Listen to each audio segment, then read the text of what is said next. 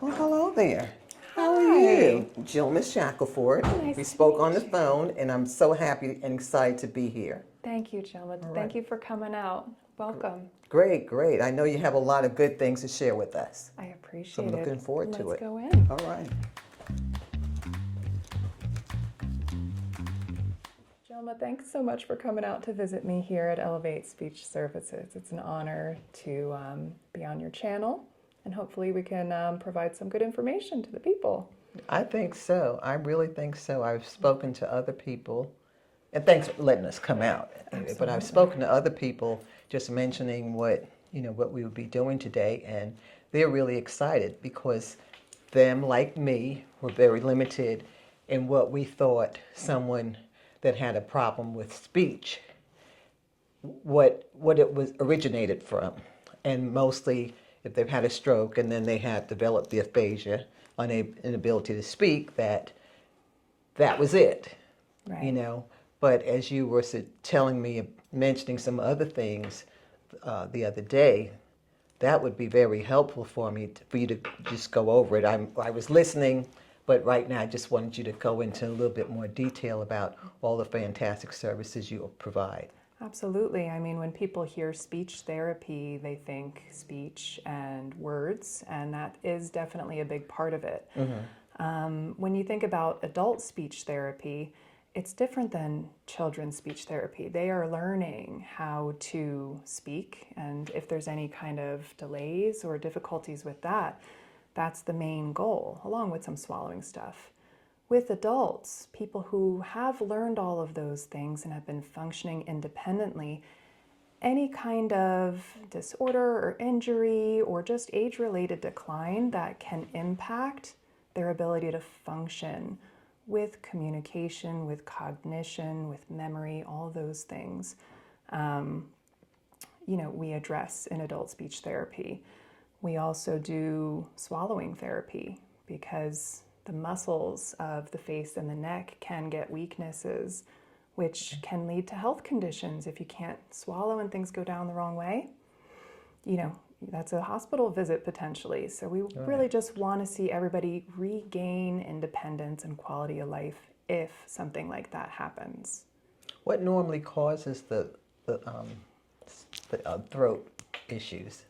So weakness can come from different things, but it's generally nerve related. So whether it's nerves in the brain or nerves kind of out in the peripheral nervous system, any kind of progressive disorder, Parkinson's, stroke, ALS, MS, traumatic brain injury.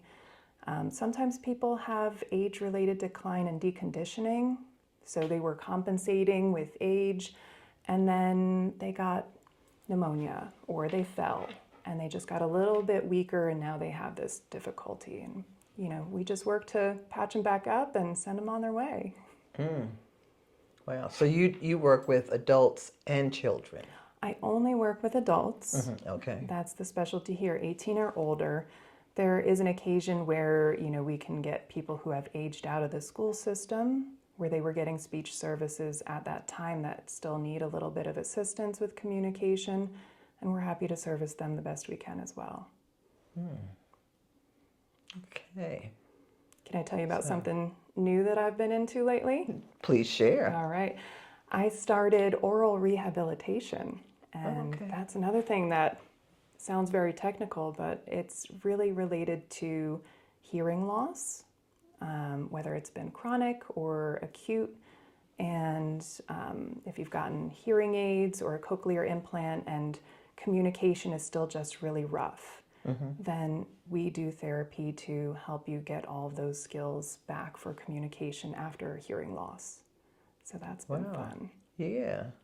Yeah. So where do you usually advertise your services?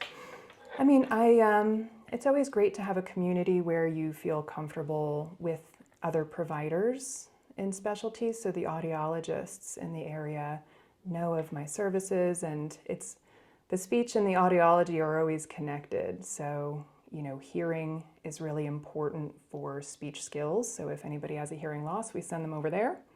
If they have a hearing loss and have difficulty communicating, they send them over here. So, we take care of each other's clients. Okay, so you also mentioned about some group sessions that you Yes. coordinate or? So I also have an affiliation with the Triangle Aphasia Project, and that's based out of Cary. It's a nonprofit for supporting people with aphasia. So after they've had whatever instance that gave them this disorder, they can come to these support groups and work on communication and writing and singing and all the different types of groups that the TAP, we call it for short, kind of run. So I run the Wake Forest Spoke at the Northern Wake Senior Center every Tuesday at 2. Wow, great. It's a weekly thing. It's a very small charge, but you get to go and people find support from the other people who are in the group participating, and it's just another great resource that this community has. Do you find persons that have autism have difficulty with speech?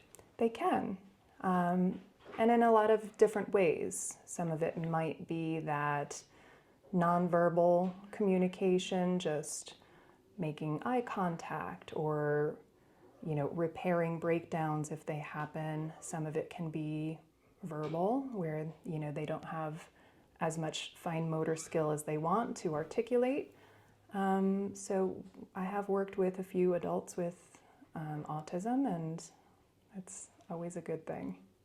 Gosh, I was just wondering how do you get them to communicate if that's not something that they have grown up to do? A lot of people have been in speech therapy if they have a diagnosis of autism, but it's really dependent on what their goals are as an adult. When you're a child, you kind of go through the school system and, your parents kind of dictate what direction you're going to go in with that. And a lot of people use augmentative communication. But when you're an adult, you can kind of pick your own goals, and that's what we specialize in here, is just really individualized care, making sure that we're only working on the things that you find important. Okay. So, say if you have a client that is having problems speaking and they have gone without treatment, with, speech therapy for a while, like how long is kind of too long, or, how long does it take kind of to start getting them back feeling confident and actually producing the words that, one would normally have? Everybody who sits across from me who's a client always has that question of, when am I going to be back to my normal self, right? And the best thing to do is to try and capitalize on that window within the first 6 months to a year from when your injury happened. If it was acute, if it was a stroke and a brain injury, those first 6 months to a year are super important for neuroplasticity. Beyond that first year, you can still make progress. I've treated people 20, 30 years post, and they've made progress. The science used to tell us that after that window, it was done. Yeah, it was, But that's not really the case. Will you make the same amount of progress in that time frame? Maybe, maybe not. It might be a little bit slower, but we're still making progress. And really, anybody with a difficulty in communication, swallowing, hearing, cognition, the goal is just to get back what they lost, and they can do that. So do you give them homework assignments? So our home exercise programs are super important. If somebody's coming in once or twice a week with me, that's only 1 or 2 hours a week in total. Right? So we always send things home to do, to carry over, to just continue practicing, because the more that we flex these muscles, even the cognitive and speech muscles, the brain is a muscle on its own, the faster they're going to get that skill back, and that neuroplasticity will help them along. Right. So are any of those exercises that you might give them, are they online that they could just turn on and work by themselves if necessary? If that person is independent and motivated and can initiate, then yeah, we would love to set something up where it's either physical exercises for weakness or coordination with printed instructions that I give. There's a lot of good apps for everything right now, whether you need to pay for them or not, depends on what you're working for. But we always have families involved because families are the key to the success. If you don't get support at home, you're less likely to carry through and practice with people and just kind of have that full experience. So we always do training with loved ones when they can come in, because I think that's really important. Right. So what advice would you give to someone if they're hesitant about starting speech therapy? It's funny because a lot of people in the community think speech therapy, they think kids. They think that's not for me, I don't need it, I don't even know it's available for adults. I've had so many people come up to me at health fairs and say, my husband had a stroke and if only I had known, So hopefully this helps spread the word of what we do, not just the speech part, but all of the additional things, and call me for a consult. It takes no commitment to just have a conversation and see what I can offer, or any speech therapist in the community. We want everybody to have access to these types of services, and hopefully we can answer questions that will put you at ease and get you in, because going through a consult or an evaluation can really just bring light things that you didn't think could get better, and they can. And we do that education with people and they find it really inspiring. Right. So thanks for sharing all of that. That's really helpful. So like some people think speech therapy is just about speaking. Right. But what other conditions do you treat that you haven't mentioned? Well, speech therapy, we talked about some of the neurogenic, the things happening inside the body, medical conditions, but something that I have on the horizon for Elevate Speech Services is accent and communication training, where anybody who is struggling to communicate because of their accent in work or social circles can come in, and we can just talk about what the barriers are and give them more confidence in themselves through speaking.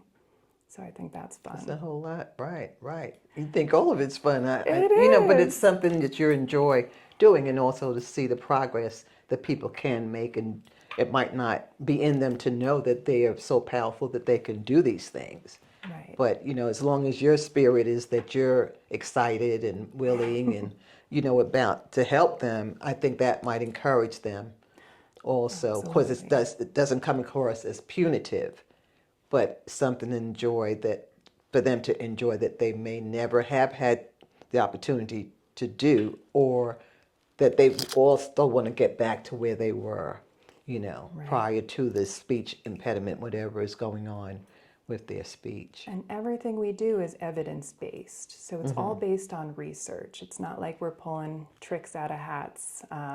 It's based in science and it's proven. So that should be really motivating and powerful for people, that other people are going through what they have experienced.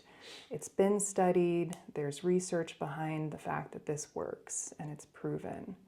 So that's good. And because of that, for the medical conditions, insurance will cover the cost of the therapy session, without, maybe a copayment or something like that, if that's what the insurance plan has. But that's also motivating, because we don't need to be paying out of pocket for things that we don't have to. Exactly.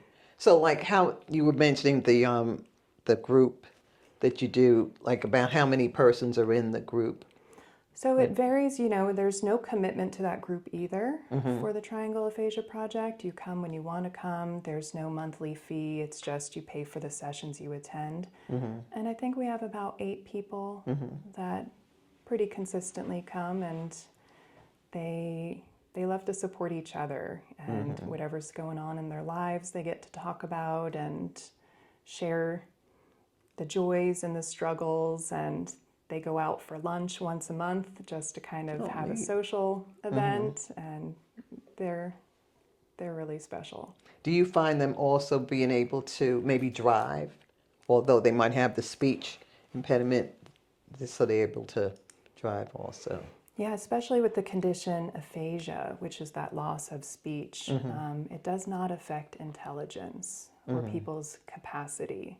It's really just a communication problem. So a lot of people can maintain independence with it. It's just that communication piece, getting out into the community and making sure you can interact with people in the way that you want to. Right, exactly. Wow, that's really good. So how do you advertise? Google. I have my website up, and a lot of people will find me just from doing a quick Google search, because I'm in the area, and some of the other bigger names out there that, the hospital systems that provide speech have a little bit of a waiting list. I've been lucky to be pretty full and be able to fit people in a little bit faster than that. So that's also a bonus if I'm local, if I'm available. It's a good combination. Well, great. So how would one contact you? Well, what would they, give me some ideas, your website, your email address, the phone numbers. Tell us about that. So if you want to reach out, my phone number is 908-892-3492, or you can reach out at elevatespeech.com. All that information's on my website, elevatespeechservices.com. And then, again, just getting the ball rolling, just picking up the phone to have that consult. I'll tell you everything that we need to do to get you in the seat, get you feeling good. I hear you. And talking again, Talking right? again. That's Back plan. to independence, right? It's all about Exactly. independence. It's really hard for adults to be dependent on something or someone when they weren't previously. So Exactly. that's the big motivator. Exactly. I hear you. Well, Kimberly, I greatly appreciate you spending time with us. Thanks. To just explain to the audience. I know a lot of people can utilize your services, and they may not know that those services are available. Is there anything else that you want to bring up or express that I may not have asked or you may not have shared before? Anything else? I mean, just for those people who have seen this video and know a little bit more about what speech therapy is, right? If you're struggling with anything and you're not sure if you would qualify to be, a client for speech therapy, it's always best just call and ask. If you're struggling to remember your appointments, even if you have a calendar, right? You show up late or you misplan or you forget to write it down. That's not the same quality of life you had previously. And that's something that we can regain. And that's not something the society typically tells us. As we age, or have these injuries, a lot of times people are just thinking that that's it and that's the end. And it's really not. So that's the last kind of message is, take action. Right. You're worth it. Yeah, and that's important for people to feel like they're in a safe place. Sometimes the families might get sort of frustrated or just be like, oh, say something, or, they might not feel like they can speak. But being around a professional like you and them feeling as though that they're becoming more empowered, that's important to the person. So, it doesn't hurt to ask. They could call you and at least discuss their situation and see how the two of you can work together so that they can feel empowered again. Absolutely. Okay, well, Thank great. you so much, Jilma. Thank you. I appreciate it. And we've got to get together again. Absolutely. All right? Thank All right, you. take care. Thank you.